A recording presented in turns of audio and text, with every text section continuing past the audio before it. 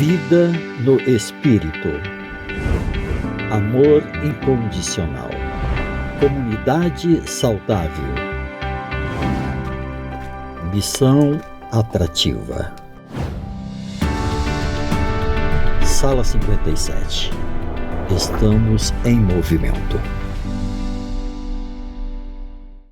Nosso bom dia a todos, prazer enorme estar aqui, vendo esses rostinhos de novo, que alegria. Estou vendo ali a Neuci já mexendo um pacote de canetas, já pega a caneta para anotar. Eita, que coisa boa. Pastor Moreira, obrigado aí. Pastor Wagner, é uma alegria sempre estar aqui com outros pastores também, uma vez ou outra pregando a palavra, uma vez ou outra acompanhando e vendo que esse movimento ainda continua e vamos à frente, pela graça de Deus. Nós vamos saudar também aqui os que estão lá no YouTube, é sempre um grupo muito maior, porque aqui o grupo é limitado no Zoom, mas a gente tem que sempre ter essa clareza que estamos nas duas telas aí. Umas milhares de pessoas lá no YouTube assistindo, colocando seus pedidos, fazendo seus comentários. E nessa manhã vamos conversar um pouquinho sobre uma necessidade que nós temos, queridos, onde eu já percebi na minha vida e percebo na vida de muitos, na caminhada da fé, onde nós precisamos crescer na compreensão e crescer na atitude, crescer na maturidade em relação ao tema, mas crescer também na maneira como lidamos com esse tema. Eu não sei se eu poderia dizer a teologia do sofrimento ou a experiência do sofrimento, mas uma coisa eu posso dizer, a realidade do sofrimento. Alguém pode negar a existência de Deus, alguém pode negar a existência do mal no contexto, no aspecto de Satanás, do demônio, mas é impossível que alguém negue a existência do sofrimento, da dor, da decepção, da luta, da amargura, do luto, da fome, da guerra.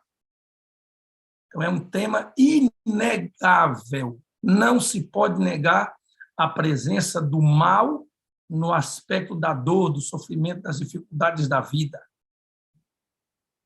E o que isso tem a ver com a vida cristã? Qual é a ligação das dificuldades, das lutas, das dores, do sofrimento para o cristão? Como deve ser sua atitude diante de tamanha experiência? Os exemplos bíblicos de homens que sofreram muito e as lições que aprenderam a partir do sofrimento. Então, é importante nós avançarmos um pouquinho. Por isso, eu fico feliz em ver alguns aí tomando nota para que a gente consiga avançar e crescer um pouco em relação a isso. Nós vamos começar em 2 Coríntios, capítulo 4, e depois nós vamos pular para Tiago, capítulo 1. E depois nós vamos, então, colocar para vocês nesse caminhar aqui uma tela, deixa eu ver se já está para mim aqui, tá? Mas eu tenho que abrir, então, o meu material. Deixa eu abri-lo, que aí, logo em seguida que eu for... Isso, aí já vai estar pronto aqui para a gente compartilhar com vocês. Deixa eu voltar, então, agora para o Zoom e ver se eu já consigo compartilhar essa tela aqui para vocês. Olha essa tela. Olhem nessa tela. Vocês conseguem ver? Dá um ok para mim aí, para ver se eu consigo aí. Giovanni, vejo isso, ok. Consegue ver aí o título? Cicatrizes? É só uma ideia. Sim, tá? Sim, amigo. Só uma ideia. Quando você olha uma cicatriz, quando você vê ela no seu corpo, quando você a percebe, qual é o sentimento que vem à mente? Nós podemos ir em duas direções. Nós podemos olhar para a cicatriz e reviver a dor, pensar no que passou, sofrer de novo. Nós podemos olhar para a cicatriz com um olhar positivo e saber que toda cicatriz, por mais que um dia doeu, toda cicatriz passa. Essa é a perspectiva positiva da cicatriz.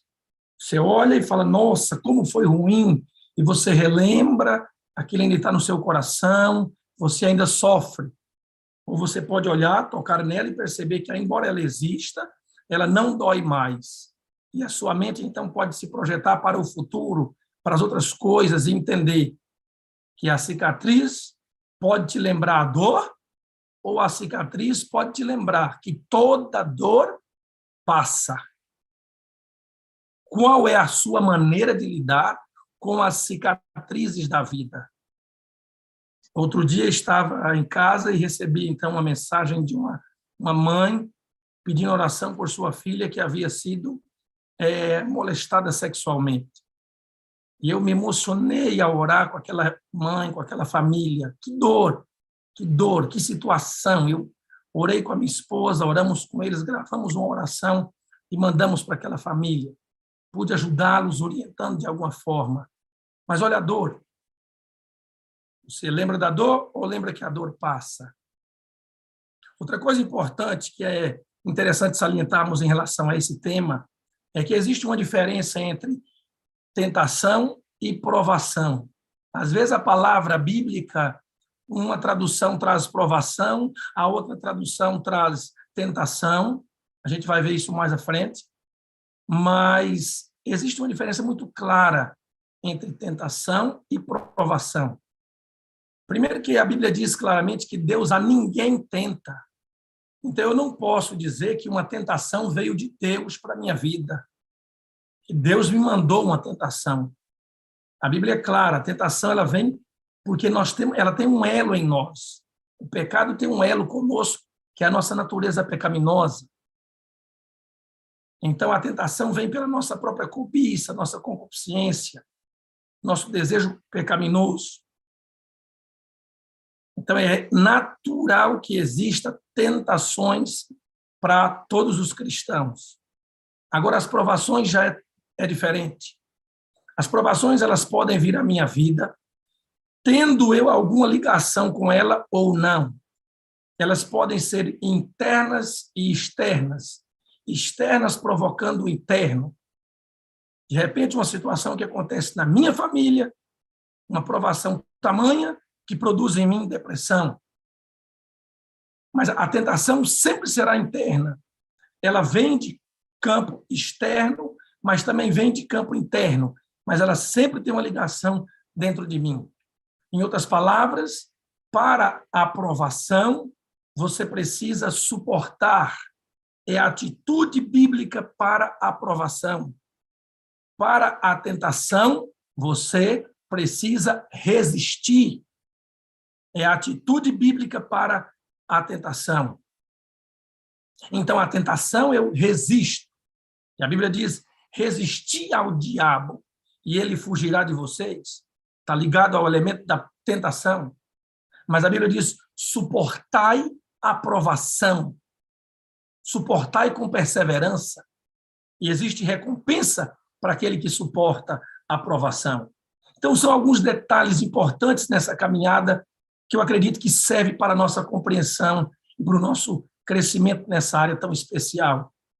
Então, quando lidamos com o tema da dificuldade, das provações, das lutas na vida cristã, nós entramos num dilema chamado dilema de Epicuro. Epicuro foi um filósofo grego do ano 341 ao ano 271 a.C. Foi influenciado pelos filósofos mais famosos que a gente já conhece, que viveram antes dele. Epicuro é conhecido como o profeta da tristeza, porque, primeiro, que ele não via essa vida como um campo de prazer, depois, ele não conseguia ver vida após a morte, ou seja, ele não acreditava na imortalidade da alma, que a vida era só essa e acabou. Então, ele traz essa conotação pessimista para a vida, e seus ensinos têm muito a ver com o prazer nesse tempo de agora, porque vai acabar e vai passar. Qual é o dilema de Epicuro? Epicuro diz assim, Deus não pode ser bom, totalmente bom, bondoso, ao mesmo tempo que Deus é totalmente poderoso. Então, ele não consegue ver harmonia num Deus que é bondade e poder ao mesmo tempo. Porque ele diz, se Deus é bondoso, totalmente bondoso, ele não pode ser totalmente poderoso. Por quê? Porque ele permite o sofrimento. Se Deus é totalmente poderoso, ele não pode ser totalmente bondoso, porque ele permite o sofrimento. Então, ele não conseguia ver harmonia no sofrimento de criaturas de Deus, com um Deus que é totalmente bondoso e totalmente poderoso. Parece que causa um nó aí, né, Irene, na cabecinha da gente, né? Se a gente analisar um pouquinho, Marcelo, parece que Epicuro tem razão. Porque ou Deus é bondoso e não é poderoso, por isso ele não consegue nos livrar do sofrimento, ou Deus é poderoso e não é bondoso, por isso ele não consegue nos livrar do sofrimento. Como é que pode um Deus totalmente bondoso e totalmente poderoso deixar seus filhos, suas criaturas sofrerem, permitir que eles sofram, permitir o sofrimento? É uma dificuldade. Mas a Bíblia traz verdades sobre a questão do sofrimento, sobre a teologia do sofrimento. E uma delas, ou a primeira, uma das mais importantes, é saber que o sofrimento, ele não é originado no coração de Deus para seus filhos. Assim como a tentação não vem de Deus, o sofrimento não tem origem primária. O sofrimento não tem origem primária nas mãos de Deus para a nossa vida.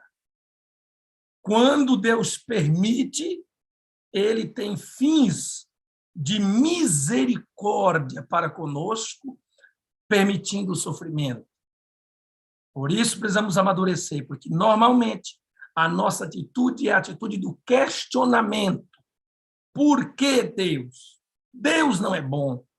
Me lembro de estar num funeral de uma ovelhinha do meu rebanho, de 14 aninhos, e ali o irmão desse jovenzinho, ele questionava Deus fortemente, ele questionava Deus, ele questionava a bondade de Deus, ele chorava, brigado, bravo, chateado com Deus. Por que Deus permitiu? Deus não é bom, Deus não é justo. E eu tentei aproximar-me dele ali, e ele ficava angustiado nesse funeral, vendo o seu irmãozinho ali no caixão. Veja, meus irmãos, o apóstolo Paulo, ele dá um vislumbre muito especial sobre esse tema a partir do verso 14, do verso 7 do capítulo 4 de 2 Coríntios. E ele traz aqui algumas palavras que nós temos e outras experiências que nós não temos como cristãos a despeito do sofrimento.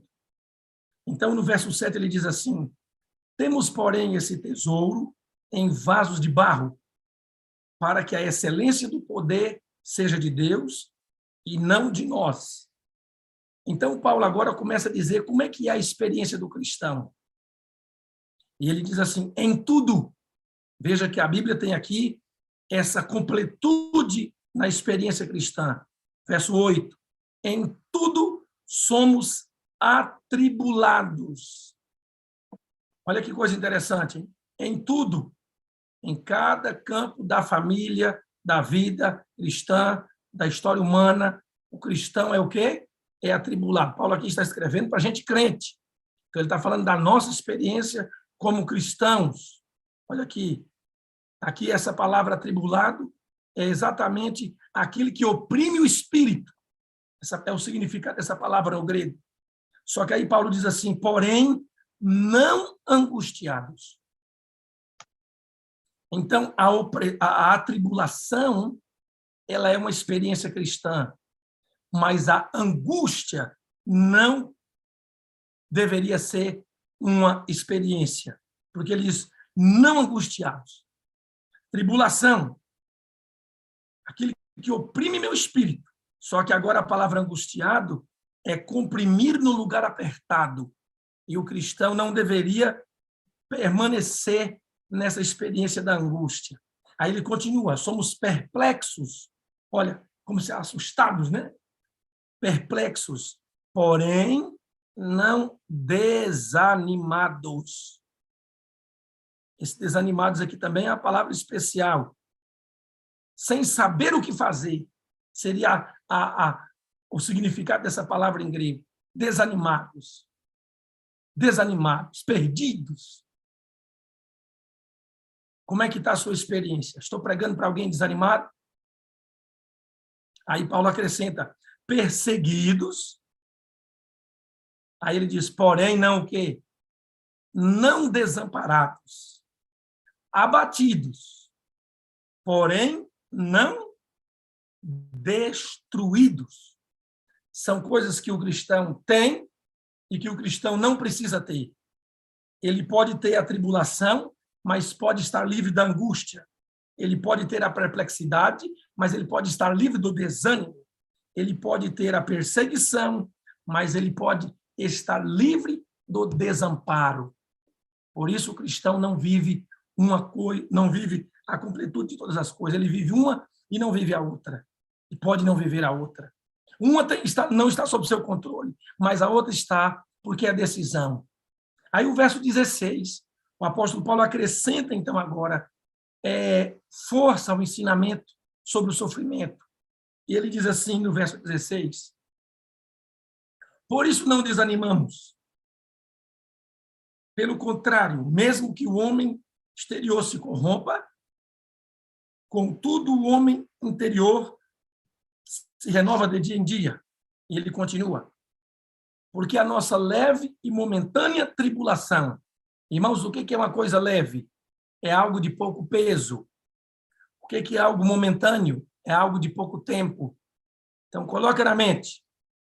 Nossa leve, pouco peso e momentânea tribulação. Paulo está dizendo que as nossas dificuldades, nossas tribulações, elas são leves e elas são temporais. Elas passam. A nossa leve e momentânea tribulação produz em nós um eterno peso de glória. Olha só, aquilo que é leve agora, aquilo que é momentâneo agora, produz um eterno, para sempre, peso de glória. Peso de glória. Acima de toda comparação, acima de tudo aquilo que eu posso viver, acima de toda comparação. Ellen White diz que quando chegarmos no céu, as glórias do céu serão tão lindas que nós vamos receber logo em breve. Será tão especial que a nossa expressão será assim, ó, foi fácil chegar aqui. Que coisa tremenda, não? Só quando a gente chegar lá. Agora parece que está difícil. Mas quando chegarmos lá, vamos dizer, foi fácil chegar aqui. Paulo está dizendo, a nossa leve e momentânea tribulação produz para nós um eterno peso de glória acima de toda a comparação. Aí ele diz, não atentando nós nas coisas que se veem, mas nas que não se veem. Porque as que se veem são temporais e as que não se veem são eternas. Eu quero que você, então, agora venha comigo para a Bíblia e vamos caminhar um pouquinho mais a partir daquilo que Tiago fala sobre o sofrimento. Vamos entender também um pouco mais a respeito disso, na maneira como Tiago coloca a perspectiva do cristão sobre o sofrimento humano. Tiago, quando coloca aqui a palavra provações, no verso 2, significa, essa palavra é peirasmoi, testes, dificuldades, aflições, problemas, induções ao pecado, enfermidade, calamidade, pobreza, perseguição e mais coisas. É um monte, é um combo, né, de significado. Desejar todas as nações, na página 471, diz assim, o sofrimento é infligido por Satanás. Anote isso. Coloque isso na sua vida. O sofrimento é infligido por Satanás Mas, e aí eu gostaria que você dissesse um amém no final dessa frase, mas Deus predomina sobre ele para fins de misericórdia. Amém? O sofrimento é infligido por Satanás. Era isso que Epicuro não sabia. O sofrimento é infligido por Satanás, mas Deus predomina sobre ele para fins de misericórdia. Desejado das nações, página 471. Isso é tremendo. Então, o nosso irmão Tiago diz assim, verso 2, meus irmãos, tende por motivo de toda alegria o passardes por várias provações. Ele não está falando para você ficar mais ou menos alegre por passar por algumas provações. Ele está dizendo assim, tende por motivo de toda a alegria o passardes por várias provações. A nossa atitude é querer fugir das provações, correr das provações, escapar das provações. Mas o apóstolo, a Bíblia, está dizendo que eu tenho que olhar para as provações com a perspectiva de toda alegria, motivo de toda alegria, o passar por várias provações. É estranho, não é? É estranho quando a Bíblia diz em Efésios capítulo 5, verso 20, dando sempre graças a Deus por tudo, porque essa é a vontade de Deus. É estranho quando a Bíblia pede para a gente agradecer por tudo. E ali está ligada a questão do Espírito Santo que é buscado em Efésios capítulo 5, 18. Só consegue agradecer a Deus por tudo, significa pelas coisas boas, pelas coisas más. Só consegue ter essa visão e ter motivo de toda alegria o passares por várias provações, um cristão que alcançou uma caminhada madura no Espírito Santo. Porque é exatamente aquilo que a aprovação vai produzir no crente. Verso 3 diz assim, sabendo que a aprovação da vossa fé, uma vez confirmada, produz perseverança. A palavra perseverança aqui é a palavra hipomone, a arte de sobreviver a duras crises, traduzida para perseverança e para paciência. Lá em Apocalipse 14 é a mesma palavra. Aqui está a paciência, a perseverança dos santos, os que guardam os mandamentos de Deus e têm a fé em Jesus Cristo. Na hora da perseguição, esse será o nível da nossa perseverança. Então, a Bíblia diz assim, fique feliz pelas provações, porque as provações produzem perseverança. Elas consolidam, elas fortalecem os nossos passos na caminhada.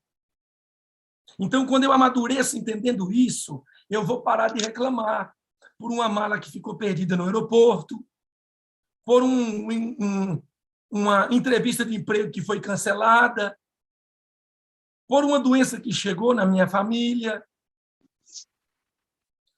por um acidente que aconteceu e agora arrebentou com o meu carro. Vocês compreendem?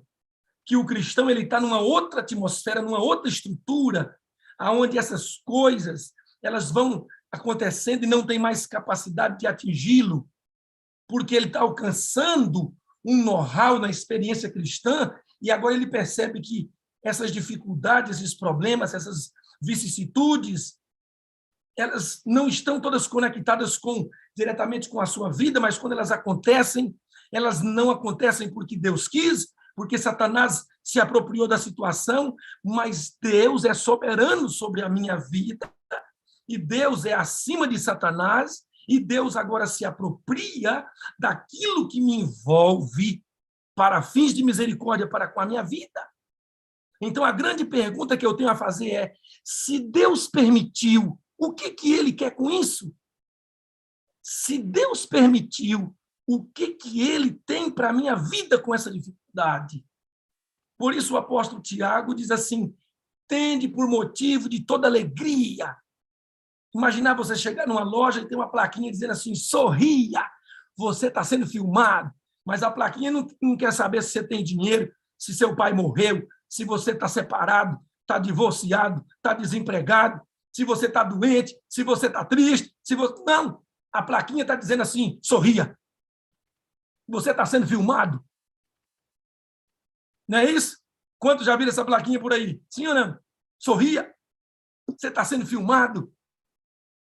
Então, Tiago entra no campo da vida espiritual e diz assim, ei, sorria diante das provações, fique feliz, comece a dar gargalhada diante das dificuldades, porque elas têm um propósito de trazer perseverança para a sua vida. E ele continua dizendo assim, ora, verso 4, a perseverança deve ter ação completa, para que sejais perfeitos e íntegros, em nada deficientes. Em uma outra versão diz assim, para que sejais maduros e completos, não tendo necessidade de nada. Qual é o propósito do sofrimento para a minha caminhada cristã? Deus está me amadurecendo, Deus está completando a minha caminhada, Deus está me aperfeiçoando, Deus está me tornando íntegro. A palavra perfeição, a palavra maturidade, a palavra integralidade, íntegro, são características que foram atribuídas a um homem chamado Jó.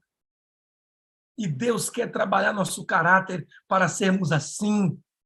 E em vez de reclamarmos, de chorarmos, de desistirmos da igreja, de abandonarmos a fé, de abandonarmos o ministério, de abandonarmos a família, de abandonarmos o casamento, de abandonarmos os filhos por causa das provações, nós vamos agarrar ao nosso Deus, vamos firmar nossa caminhada, vamos segurar nas mãos do Senhor, vamos dizer, Senhor, eu não estou vendo, mas eu estou crendo.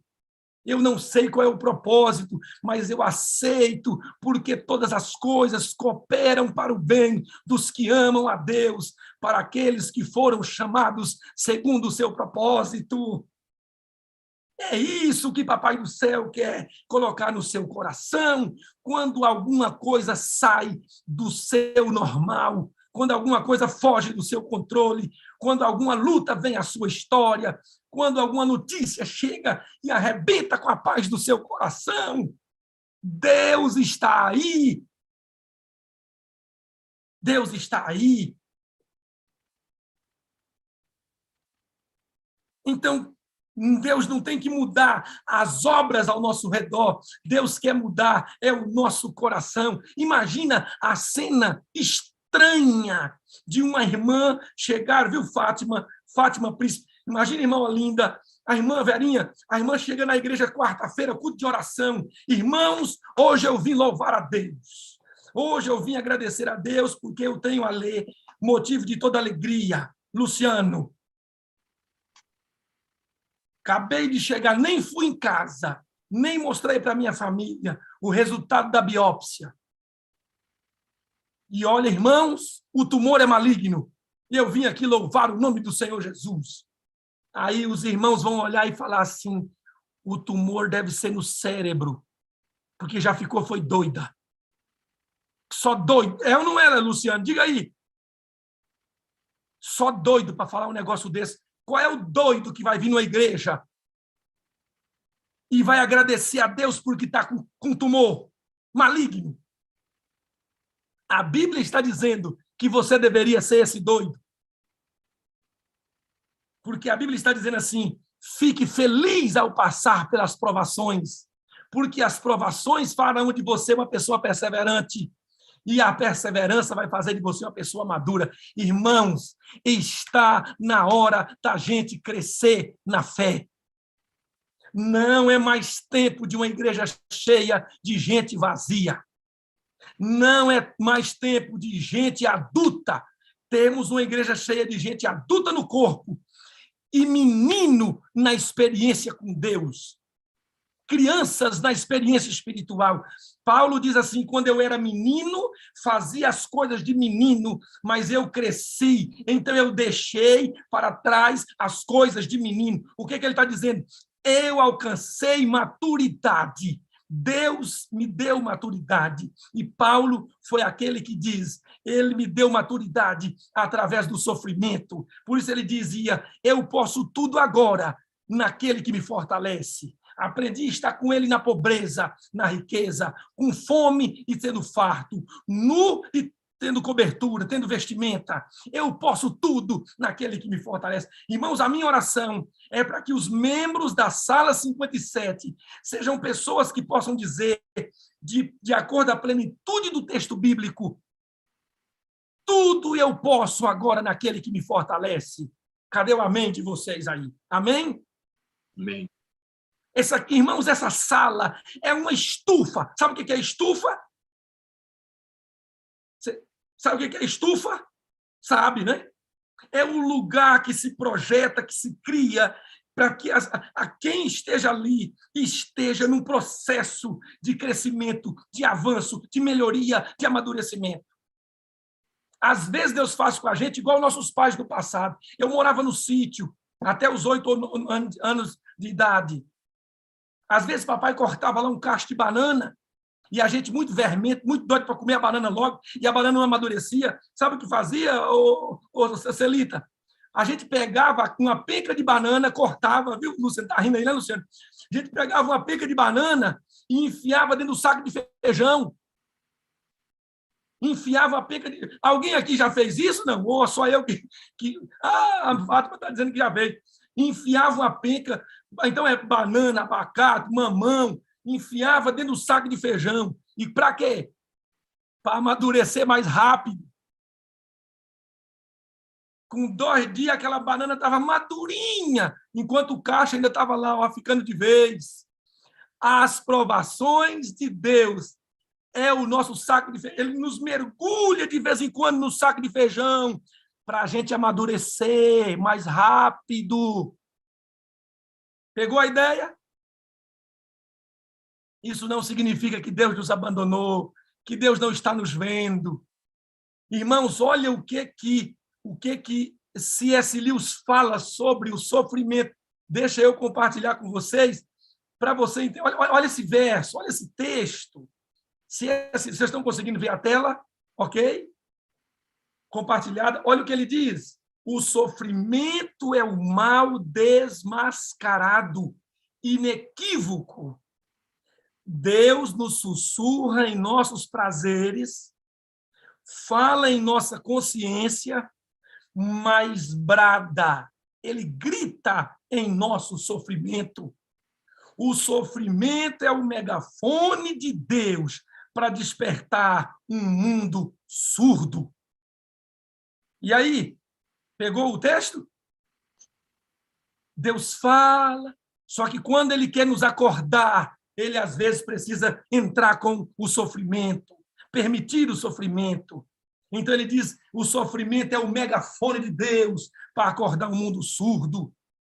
Meus irmãos, às vezes só o sofrimento é capaz de reunir um casal que estava separado. Às vezes só o sofrimento é capaz de trazer para a igreja de volta alguém que havia apostatado da fé. Às vezes só o sofrimento é capaz de unir o coração de pais a filhos. Por que tem que ser assim? Porque é um recurso. É um recurso. Estou pregando para alguém que, de repente, está dizendo, pastor, essa mensagem, pastor, foi Deus que mandou para mim, porque eu já não sabia mais o que fazer da minha vida. Eu não sabia mais o que fazer da minha história. Pastor, foi Deus que mandou essa mensagem, que eu estou sofrendo, pastor. Está difícil, pastor. É vicissitude, é peripécia, é tribulação, é calamidade, é pobreza, é dificuldade, é aflição, é tristeza, é enfermidade. Calma, calma, meu filho. Deus é soberano sobre a sua vida. E Ele está controlando e cuidando de tudo que existe. Mas, pastor, eu orei, pastor, para a mamãe não morrer de Covid. Pastor, eu orei para meu filho. Eu orei pelo meu esposo. Pastor, e Deus não ouviu minha oração. Eu pedi que Ele curasse, mas Deus não curou. Calma, porque o Deus que não cura é o Deus que ressuscita. Calma! Você não pode se desesperar. O grande conflito ainda não terminou. A sua história ainda não acabou. Não se desespera. Porque se o seu Deus não curou alguém que você orava para que ele fosse curado, esse Deus que não curou agora é o Deus que no último dia terá poder de trazê-lo da sepultura, sem a dor, sem a doença. Calma, porque senão tu vai ter que se pedir perdão para Deus lá na última hora. Jesus, eu xinguei, eu briguei, eu fiquei bravo, e o Senhor está resolvendo tudo agora. Calma, porque no panorama do sofrimento existe a soberania divina sobre todas as coisas. E a sua soberania está pautada na sua onisciência. Ele sabe o que você não sabe. Ele conhece o que você não conhece. Então te acalma. Ele vê o que você não vê. E ele sente o que você não sente. Te acalma. Ai, pastor, mas eu pedi um milagre. Meu amigo, presta atenção. Nunca Deus vai faltar com um milagre, porque quando Ele não traz o milagre da cura, Ele traz o milagre da perseverança, Ele traz o milagre da força. Se você olhar para a sua história, você vai perceber que muitas vezes Deus não atendeu você, não deu o milagre como você pediu, mas Ele não deixou você cair. Ele segurou você nas mãos dele. Quando Deus não dá o milagre da cura, o milagre do emprego, o milagre do casamento, o milagre do marido que volta, quando Deus não dá o milagre, Deus dá o milagre da força. Ele está presente na sua história. Ele está com você. Ele não te desampara, não te abandona. Ele está aí, segura nas mãos dele, Celita. Ele sabe cuidar de você. Ele sabe cuidar de você. Então, eu vou colocar aqui um texto para a gente terminar a mensagem. Vou pedir para o pastor Moreira, me ajude aí com aquele fundo musical bonito da oração, que eu gostaria de compartilhar esse texto, porque ele é muito poderoso. Ele toca meu coração de um jeito que me estremece. Eu quero ler com você esse texto do livro Desejar Todas as Nações e compartilhar com você uma pequena parte da minha caminhada, em um momento da minha vida, para você ver como Deus é. Como Deus é. Pastor Abdoral, Solange, Deus abençoe vocês. Se Deus maravilhoso, irmãos, Ele não falha. Pode parecer que Ele não está presente, mas a invisibilidade dEle não significa ausência. Coloca isso no seu coração. Olha essa tela. Isso, pastor, me ajude aí. Olha esse texto. Olha essa imagem. Pode me ajudar com o áudio, pastor? Eu não estou ouvindo aqui, não, eu quero ouvir. Porque o texto que vai vir, além dessa foto, é muito poderoso. Porque a Bíblia diz que um dia, meus irmãos, um dia Deus enxugará dos olhos toda lágrima. E quando esse dia chegar, eu vou poder olhar, porque ninguém enxuga a lágrima com um pedaço de madeira, não. A pessoa que enxuga a lágrima, enxuga com as mãos. Quando as lágrimas forem secadas dos nossos olhos, vamos olhar nas mãos daquele que seca a nossa lágrima e vamos ver as feridas. Olha o texto. Em meio de todas as nossas provações, temos um infalível ajudador. Não nos deixa lutar sozinhos com a tentação, combater o mal e ser, afinal, esmagados ao peso dos fardos e das dores. Conquanto se acha agora oculto aos nossos olhos mortais, o ouvido da fé pode-lhes ouvir a voz dizendo: não temas, eu estou com você. Eu sou o que vivo e fui morto, mas eis aqui, estou vivo para todo sempre. Olha o texto. E agora continua dizendo assim: suportei as vossas dores, experimentei as vossas lutas, enfrentei vossas tentações. Então ele diz: eu conheço as vossas lágrimas, também eu as chorei. Aqueles pesares demasiado profundos para serem desafogados em algum ouvido humano, eu os conheço. Não penseis que estáis perdidos e abandonados. Ainda que a vossa dor não encontre eco em nenhum coração na terra, olhai para mim e vivei. Deus está te convidando a lançar sobre ele seu fardo, porque ele é soberano, ele é onisciente. No instante final da caminhada, você vai dizer: ele é justo. Justos são os seus juízos. Então guarda seu coração. Fica firme, não desanima, não desista.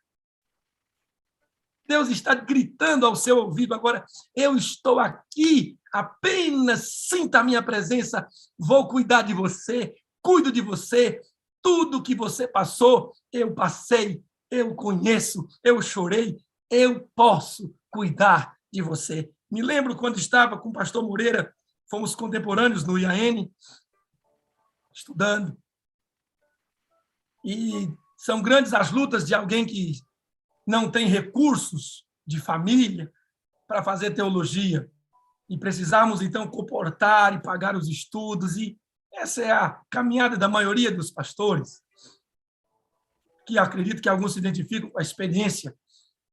E eu me lembro que pagava a matrícula e agora estudava devendo, e depois alguns já viveram isso também. No final, Deus resolve tudo para a gente.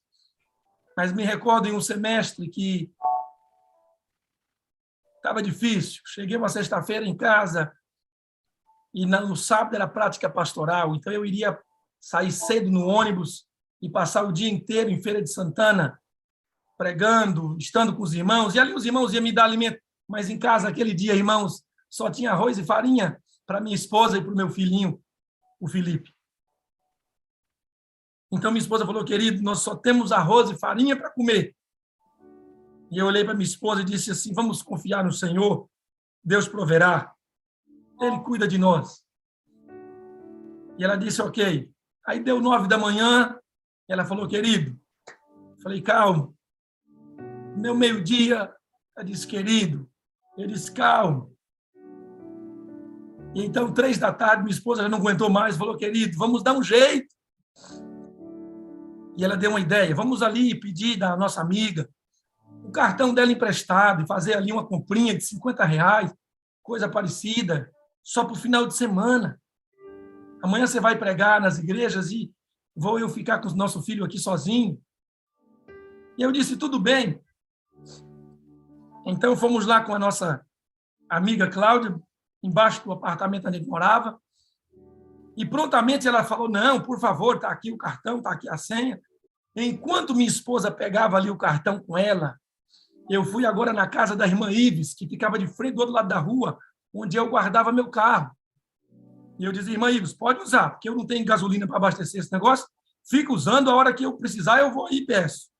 Então, meu carro ficava no quintal dela. E quando eu vou agora para a irmã Ives pedir o carro, que era meu, irmã Ives, preciso do carro. E ela disse, entra aí que eu já vou te levar a chave. E eu corri, entrei no carro, estava chovendo um pouquinho, e de repente, irmãos, a irmã Ives veio e me deu a chave do carro, com a sombrinha, e voltou para a cozinha. E eu tentando ligar o carro não pegava. Eu mesmo transformava ele de gasolina para álcool, trocava ali o giclê, e o carro não pegava, o motor frio, e não pegava. E eu não sabia se estava zerado de combustível, porque não pegava, mas não pegava. E, de repente, a irmã Ives voltou. E ela vem e me faz a seguinte pergunta. Meu filho, como está a sua feirinha? E aí, vocês sabem, feirinha seria... Como é que está a sua mistura? Sua comida em casa? Irmãos, essa pergunta ninguém faz para ninguém. Não é verdade? Você não chega perguntando para um amigo, amigo, como é que você está lá de compra? Você tem compra em casa? Você não faz isso. Mas ela fez para mim e perguntou, como é que está a sua feirinha? E eu perguntei e disse para ela, está 0 à esquerda, não tem 0 negativo, mas está. E ela deu risada e ela disse assim para mim, R$50 te ajuda? E eu fiquei... Aí agora que eu achei mais estranho, porque primeiro eu não comentei nada com ela. E ela pergunta como é que estava a minha compra em casa. Depois ela me oferece R$50 e pergunta se me ajudava. E eu disse assim, irmã, R$50 eu viro até sócio do mercado. E ela deu risada. Ela disse, então dá ré no carro e vamos lá na rua. Aí eu tirei o carro do quintal e quando a irmã Ives agora vem com a sombrinha na mão, segurando, na outra mão ela trazia R$50 e ela disse para mim, não me agradeça, filho, não me agradeça. Eu disse, por que não? Ela disse, porque eu levei a chave para você e eu voltei para lavar minha louça na cozinha. E quando eu estava lavando a louça, uma voz falou profundamente ao meu coração. E a voz disse assim, vai lá, pergunta como é que está a feirinha dele e leva R$50 para ele. E ela disse, eu sabia que não tinha ninguém em casa comigo. E mais ainda, eu conheço a voz. A voz que me falou não é de outro, a não ser do Senhor Jesus Cristo. Vai lá, pergunta como está a feira dele e leva R$50 para ele. Quando ela me deu aquilo, irmãos, eu peguei aquele dinheiro, minha esposa entrou no carro e olhou para mim, eu com aquela nota de R$50 me abanando. E ela disse, de que esse dinheiro? Eu olhei para ela e falei, querida, é o fruto da fé. Esse é o nosso Jesus Cristo. Ele se antecipa às nossas necessidades. Ele cuida de nós. Talvez eu estou pregando para alguém que precisa de uma irmã Ives na sua vida. Não! Você precisa só da confiança no eterno, porque ele cuida de você, como cuidou de mim de maneira especial naquele dia e de tantas outras maneiras lindas ao longo da minha vida. Que o Espírito Santo de Deus te traga ao coração essa maturidade, que o sofrimento não vem do céu para a sua vida, mas produz fruto para a eternidade. Que Deus tem poder de transformar toda amargura em doçura, todo começo catastrófico em um final glorioso. Quando Ele não opera o milagre que você pede, Ele vai te dar o milagre da força. Mas Ele é Deus. E Ele pode, porque eu posso provar para Epicuro, na minha vida, que Deus é totalmente bom. E Deus é totalmente poderoso, porque nada da minha vida escapa de seus olhos e de suas mãos. E o sofrimento é para mim o meu amadurecimento, é para o meu estágio na caminhada, porque Deus não quer filho birrento, filho birrento, filho birrento. Deus quer filho sorridente, satisfeito, inclusive quando falta dinheiro, inclusive quando falta saúde, porque pode te faltar saúde, mas Deus não falta. Pode te faltar a esposa, mas Deus não falta. Por isso o salmista dizia: o Senhor é o meu pastor e eu não tenho falta de nada. Que Deus seja o seu tudo. E que nesse dia sua fé seja alimentada pela palavra do Senhor, que cuida de maneira especial de você. E que a sua atitude dia a dia seja como a de Jó. Levanta no meio da tempestade, no meio da dor, no meio da tristeza, no meio da dificuldade, no meio da provação e no meio da tentação, e adora, dizendo: bendito seja o nome do Senhor na minha dor, bendito seja o nome do Senhor na minha luta, bendito seja o nome do Senhor nas minhas provas. Então você vai receber o aplauso dos anjos, como Abraão no Monte Moriá, enquanto levantava o cutelo para sacrificar Isaque. Os mundos não caídos, os anjos no cume da montanha, aplaudia a cena do patriarca. Porque a fé triunfou sobre a dor.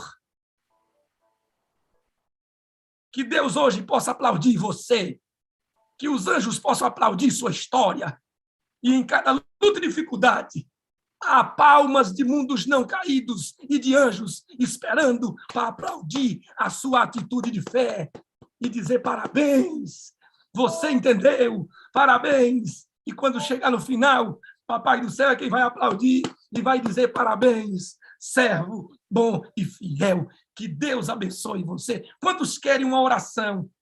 Agora eu não vou orar para a cura, não, viu? Pastor, o senhor vai orar pelo meu problema? Não, vou orar, não. Eu não vou orar pelo seu emprego, pela sua cura, não vou orar por nada disso aí, não. Eu vou orar para você ter um coração cheio de Deus. Cadê as mãozinhas? Eita, Jesus, que eu estou vendo mão virada do negócio aqui.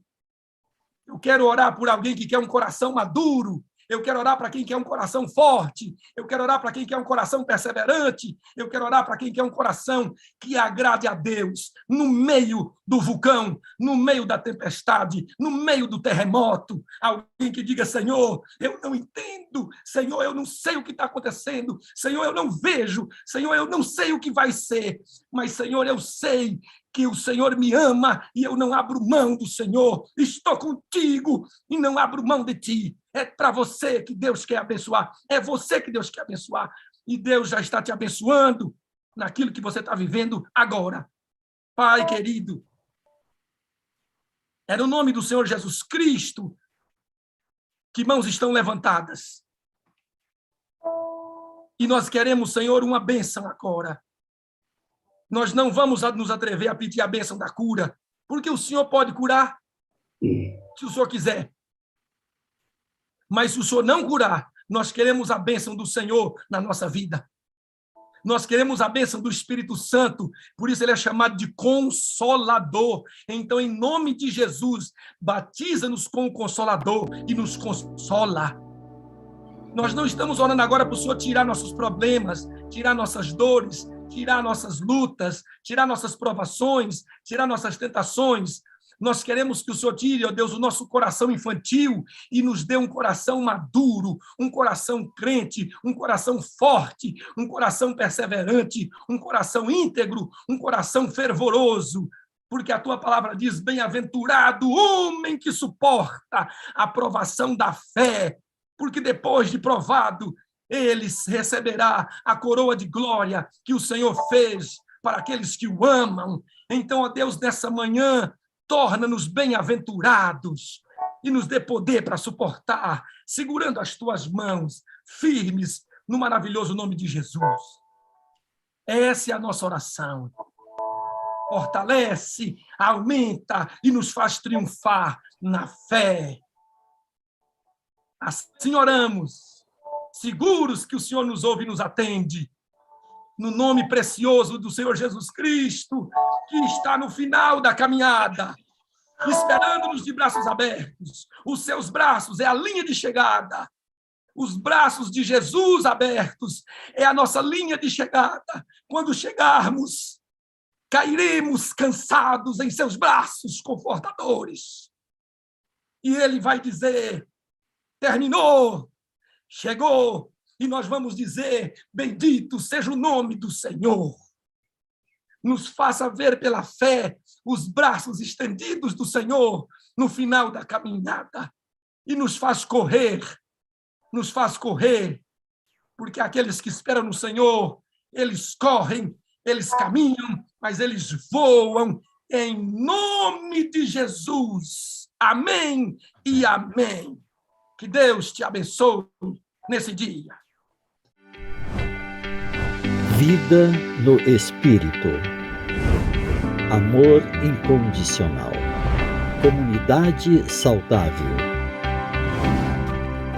Missão atrativa.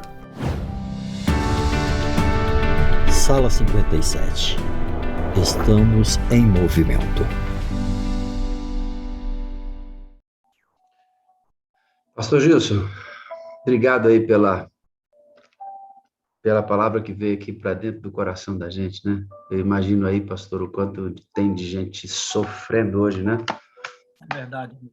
O quanto tem de gente que, a esta altura, depois de ouvi-lo falar, as lágrimas vieram e puderam entender que aquilo faz parte de um processo em que Deus está permitindo a melhoria dessas pessoas, né? E eu concordo plenamente, pastor, nós temos que aprender a sofrer, né? Aprender a sofrer, aprender a chorar com Deus, né? Olhar, não entender e aceitar, né, pastor? Eu queria que você orasse, pastor, assim, sabe esse pessoal que está ouvindo aí? Tem gente nesta hora que está ajoelhado, sabe? Aquece o coração desse servo aí com uma oração, pastor. Só pode orar. Ora aí, por favor. Pai querido, é provável, Deus, que neste momento haja alguém que esteja, de fato, te adorando. Literalmente te adorando com as lágrimas. Lágrimas de dor, lágrimas de tristeza e de decepção pelas situações graves da vida. Mas é provável, Deus, que esse chão onde toca esses joelhos sejam regados por essas lágrimas que nós podemos chamar de lágrimas da fé.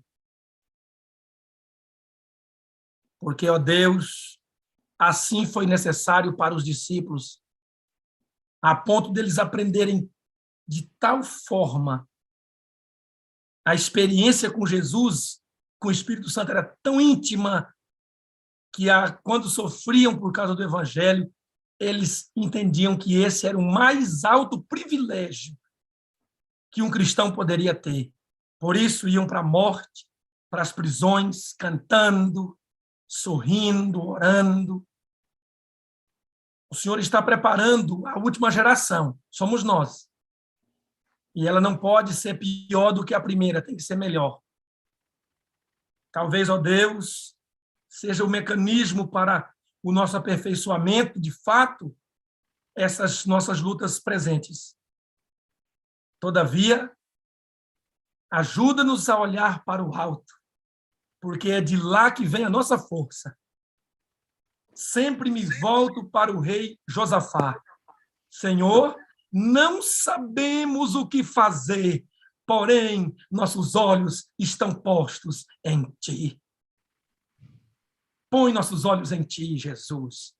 Atende agora o clamor dessa Tua filha prostrada, desse Teu filho prostrado, desse pai clamando por seus filhos, dessa esposa clamando por seu marido, desse dono de família, esse pai de família clamando pelo sustento da sua casa, por um emprego, por essa pessoa clamando pela cura de um familiar. Oh, meu Deus, Põe nossos olhos no Senhor, porque é de lá que vem nossa força. Confirma em nosso coração o teu amor e tua bondade e misericórdia. E nos aceita com aquilo que temos e somos, e nos aperfeiçoa com o seu Santo Espírito, e nos transforma em cristãos maduros e íntegros, em nome de Jesus. Amém e amém. Amém. Vida no Espírito. Amor incondicional. Comunidade saudável. Missão atrativa. Sala 57. Estamos em movimento.